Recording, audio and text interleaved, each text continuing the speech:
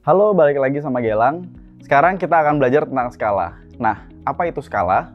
Skala dalam desain adalah perbandingan suatu ukuran antara satu elemen dan elemen lainnya. Nah, jadi untuk bisa disebut skala, harus ada minimal dua elemen yang dibandingkan. Misalnya, ada dua lingkaran berukuran berbeda di sebuah kertas. Nah, skala adalah ukuran lingkaran pertama dibandingkan dengan lingkaran kedua.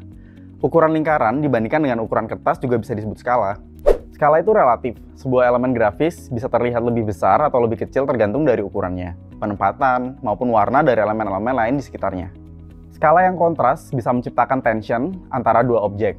Contohnya, kalau satu objek dibuat jauh lebih besar dari yang lain, audiens langsung bisa menangkap perbedaan yang kontras di antara keduanya, sehingga menciptakan tension yang lebih tinggi.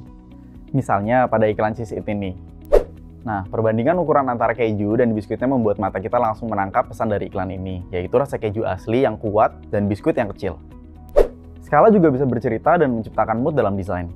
Jika dua objek dibuat menjadi seukuran, maka audiens akan secara otomatis membandingkan kemiripan atau koneksi antara satu objek dengan objek lainnya. Misalnya pada campaign Word Kill Wars. Untuk mengilustrasikan bahwa kata-kata juga sama powerfulnya dengan senjata, ukuran pensil dan bom dibuat serupa digabungkan menjadi satu gambar. Di sisi lain, pada iklan Apple Watch ini, penggunaan jam dalam skala asli dan manusia sebagai miniatur menyampaikan pesan bahwa Apple Watch adalah bagian yang besar dalam kehidupan penggunanya. Permainan skala seperti ini menciptakan kesan hiperbolik dan playful. Skala juga bisa digunakan menciptakan depth of field. Depth of field adalah jarak dari satu objek terdekat dengan objek terjauh dalam suatu gambar atau foto.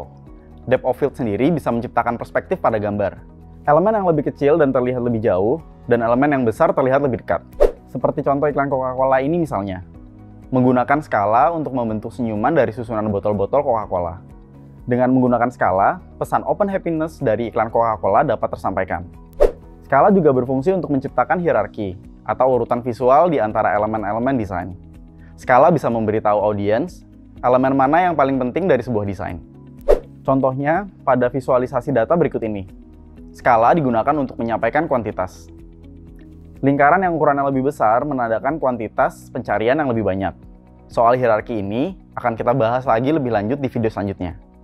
Nah, sekarang kita lihat betapa powerfulnya penggunaan skala dalam desain, khususnya di advertising. Pada tahun 1959, agensi DDB merilis iklan di majalah berjudul Think Small untuk Volkswagen, yang disebut The Ad That Changed Advertising, dan dinobatkan sebagai salah satu iklan terbaik sepanjang masa. Mari kita bandingkan iklan Volkswagen dengan iklan mobil di Amerika pada masa itu.